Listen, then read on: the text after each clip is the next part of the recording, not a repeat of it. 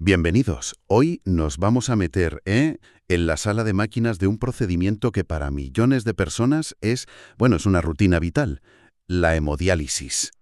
Pero vamos a mirar más allá de la máquina, directamente a las crisis que pueden desatarse en el cuerpo durante esas 4 horas.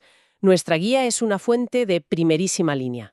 El manual Emergencias críticas en la unidad de hemodiálisis del doctor Raimundo Palma C., en su edición la más actualizada de 2026. La misión de hoy es entender las 3 complicaciones cardiovasculares más temidas, por qué ocurren, cómo se manifiestan y, sobre todo, cómo se lucha contra ellas en una carrera contra el reloj. Es una ventana a la medicina de alta intensidad. Así es. Y lo que hace a este manual tan valioso es que no se queda en la teoría. Nos sumerge en la fisiología del estrés extremo. Nos vamos a centrar en las 3 grandes crisis que detalla: la hipotensión, cuando la presión se desploma; la hipertensión, que es cuando, paradójicamente, se dispara; y las arritmias, que es cuando el corazón, pierde su ritmo. Y aunque suene a un tema muy específico, en el fondo es una historia universal sobre el equilibrio, sobre cómo el cuerpo humano lucha por mantener la estabilidad cuando se le empuja al límite. Vale, pues vamos a desgranar esta.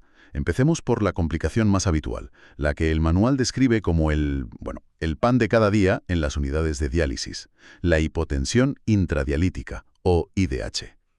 La más común, sí. Y las cifras que da el doctor Palma son para sentarse a reflexionar.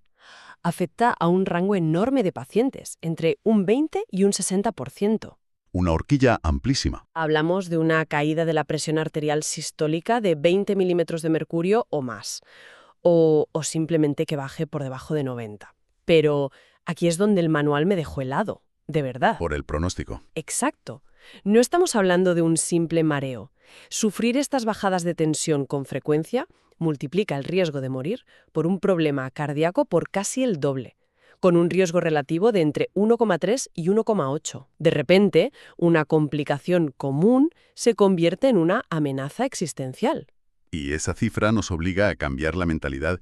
Esto ya no es un efecto secundario inevitable, es un evento cardiovascular agudo que ocurre de forma programada, 3 veces por semana. La fisiopatología que describe el manual es...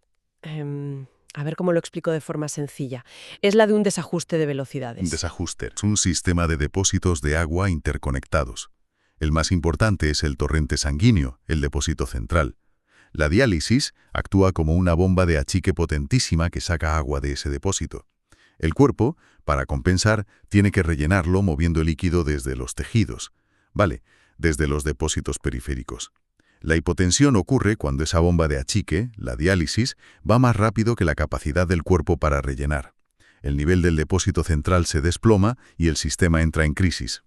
Y el manual dibuja un perfil muy claro de quiénes son más vulnerables a este desplome, ¿verdad? No le ocurre a todo el mundo por igual. Para nada. El texto identifica un cóctel de factores de riesgo que nos da una imagen de un sistema ya muy frágil. El principal, sin duda, es la diabetes mellitus.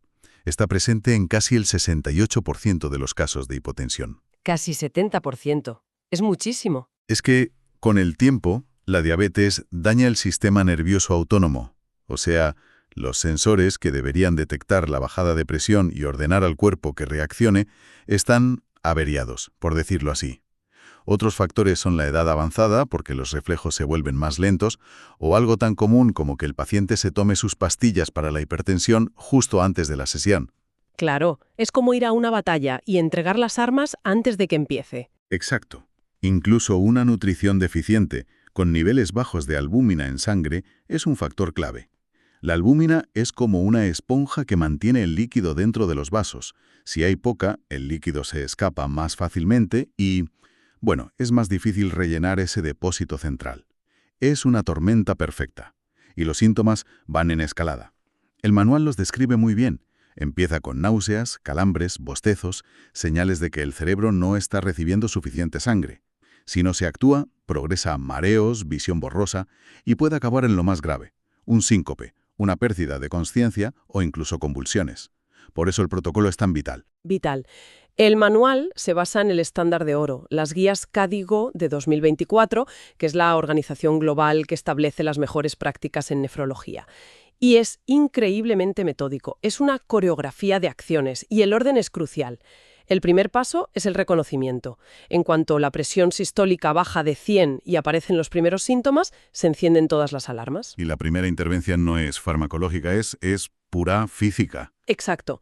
Lo primero es poner al paciente en posición horizontal, lo que se conoce como posición de Trendelenburg, con las piernas elevadas. Esto usa la gravedad para mandar la sangre de las extremidades de vuelta al corazón y al cerebro. Al mismo tiempo, se reduce al mínimo o se para por completo la ultrafiltración, es decir, la extracción de líquido. Se le da un respiro al cuerpo. Sí. Y si en 2 o 3 minutos no hay respuesta, se pasa al plan B. Y es aquí donde entra la farmacología, pero de forma muy controlada. Se administran soluciones salinas para rellenar rápidamente ese depósito central que se estaba vaciando. El manual menciona 2 opciones: bolos pequeños de suero hipertónico, que actúan muy rápido, o volúmenes mayores de suero fisiológico. Y solo como último recurso, si la situación es crítica, se usan fármacos vasopresores, como la midodrina, que básicamente aprietan los vasos sanguíneos para subir la presión a la fuerza. Pero lo que más me llama la atención del enfoque del manual no es solo cómo se gestiona la crisis, sino la obsesión por la prevención. Cómo evitar llegar a ese punto. Totalmente. Porque la excelencia en diálisis no consiste en ser un experto en reanimar pacientes, sino en ser tan bueno anticipando los problemas que estos nunca lleguen a ocurrir. El Dr. Palma dedica una parte importante del capítulo a las estrategias preventivas con nivel de evidencia A, las más sólidas según las guías KDIGO-KDOI.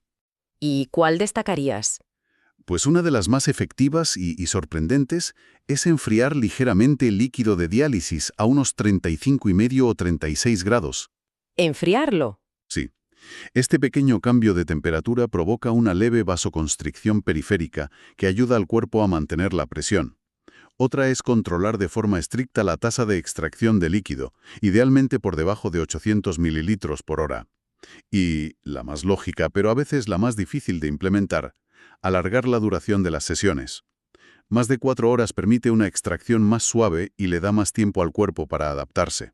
Para que todo esto no se quede en la teoría, el manual incluye un caso clínico que lo ilustra a la perfección. Es el de un varón de 64 años, diabético, que llevaba 8 años en hemodiálisis. El problema era que sufría hipotensión en un 60% de sus sesiones. O sea, no era algo ocasional, era su realidad 3 veces por semana. Y al analizarlo, encontraron todas las piezas del puzzle que hemos comentado. Tenía una anemia severa, con una hemoglobina de 7,8, lo que significa que su sangre transportaba poco oxígeno y el corazón tenía que trabajar más. Su albúmina estaba en 3,1, muy baja, confirmando una malnutrición que dificultaba retener líquido. Y, para rematar, tomaba 2 antihipertensivos muy potentes justo antes de ir a dializarse. Era el candidato perfecto para el desastre. ¿Y cómo lo abordaron? Porque parece un problema con demasiadas causas. Pues con un enfoque multifactorial, que es la única forma de tener éxito. No buscaron una bala de plata. Primero, se sentaron con su cardiólogo y ajustaron la medicación. Le retiraron uno de los fármacos y le redujeron la dosis del otro, pidiéndole que lo tomara por la noche, lejos de la diálisis. Segundo, atacaron la anemia con tratamiento específico y le dieron suplementos de proteínas para mejorar su estado nutricional y subir esa albúmina. Y tercero, personalizaron la diálisis. Usaron una técnica llamada modelado de sodio para mantener la presión más estable al principio, enfriaron el dializado a 36 grados y, crucialmente, aumentaron la duración de la sesión a 4 horas y media. El resultado fue espectacular, según el manual. Totalmente. A las 12 semanas, la incidencia de episodios de hipotensión había caído del 60% al 20%. La presión era más estable, la albúmina había subido y, lo más importante, el paciente decía sentirse mucho mejor, con más energía y menos agotado después de cada sesión. Es la prueba de que un enfoque integral, que mira más allá de la máquina y ve al paciente en su totalidad, funciona. Está bien, hemos visto la presión desplomarse, que es lo que uno esperaría al sacar líquido del cuerpo. Pero aquí es donde la cosa se pone realmente interesante. El manual nos presenta el reverso de la moneda, la reacción paradójica, la hipertensión intradialítica. A priori, no tiene ningún sentido. Si estás vaciando el depósito, ¿cómo es posible que la presión dentro de las tuberías suba? Y no es una rareza, ¿eh? El texto dice que afecta a casi un 27% de los pacientes. La explicación que ofrece el manual es fascinante porque nos habla de los sistemas de alarma ancestrales del cuerpo. El mecanismo principal es una sobreactivación de un sistema hormonal llamado sistema renina-angiotensina-aldosterona, o RAS. ¿El RAS? Sí, pensemos en este sistema como el equipo de emergencias del cuerpo para casos de deshidratación o hemorragia. Cuando detecta que el volumen de líquido baja peligrosamente, libera una cascada de hormonas para contraer los vasos sanguíneos y ordenar a los riñones que retengan todo el sodio y el agua posibles. Es un mecanismo de supervivencia brillante. El problema es que en la diálisis la amenaza no es real en el mismo sentido. Es una deshidratación controlada y temporal. Exacto. Es como si el sistema de alarma contra incendios de un edificio fuera tan sensible que se activara a máxima potencia no solo con un fuego, sino también cuando alguien enciende una tostadora. El cuerpo interpreta la extracción rápida de líquido como una amenaza mortal y pisa el acelerador a fondo, liberando estas hormonas y disparando la presión, cuando en realidad solo está, como decías, en una situación controlada. El manual también apunta a otros factores como la liberación de catecolaminas, adrenalina, por el estrés o un sistema nervioso simpático que está permanentemente hiperactivo. Y lo curioso es que el manejo es casi una imagen especular del de la hipotensión. Es casi poético. Si para la hipotensión enfriábamos el dializado para contraer los vasos, aquí se puede hacer lo contrario. Subir la temperatura a 37 o 37,5 para provocar una ligera vasodilatación y ayudar a bajar la presión. Y a nivel farmacológico la diana está clara. Se usan fármacos que bloquean específicamente ese sistema RAS que se ha vuelto loco. Es un enfoque mucho más elegante que simplemente dar un antihipertensivo genérico. Bien, hemos cubierto la fontanería del sistema, los problemas de presión por el volumen de líquido. Pero, ¿qué pasa cuando el problema es eléctrico? Cuando la propia chispa que mantiene el corazón latiendo entra en cortocircuito. Hablemos de la tercera gran complicación: las arritmias cardíacas. Lo fascinante aquí es que el manual describe la sesión de diálisis como un campo de minas electrolítico. Un campo de minas. Me gusta la imagen. Es que lo es. La estabilidad eléctrica del corazón, su ritmo regular, depende de un equilibrio exquisitamente fino de iones en la sangre: potasio, calcio, magnesio. La diálisis es un proceso que altera de forma masiva y muy rápida las concentraciones de todos estos iones. En cuestión de horas, los niveles pueden cambiar drásticamente. Cada uno de esos cambios es una potencial mina que puede hacer estallar una arritmia. Por eso la incidencia que cita el manual es tan amplia. Entre un 5 y un 50% de los pacientes reportan síntomas como palpitaciones. Y dentro de ese campo de minas, el manual señala a un culpable principal, ¿no es así? Sí, pone el foco en el potasio, concretamente en la hipercalemia, un nivel de potasio demasiado alto en sangre antes de empezar la diálisis. Es la causa reversible más frecuente de arritmias graves e incluso de parada cardíaca en este contexto. Una emergencia absoluta.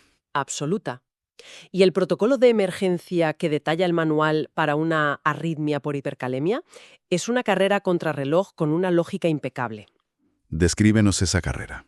¿Cuáles son los pasos? El protocolo tiene 3 frentes simultáneos. El primero es proteger el corazón. El exceso de potasio hace que las células del músculo cardíaco sean hiperexcitables, como un cable eléctrico sin aislamiento.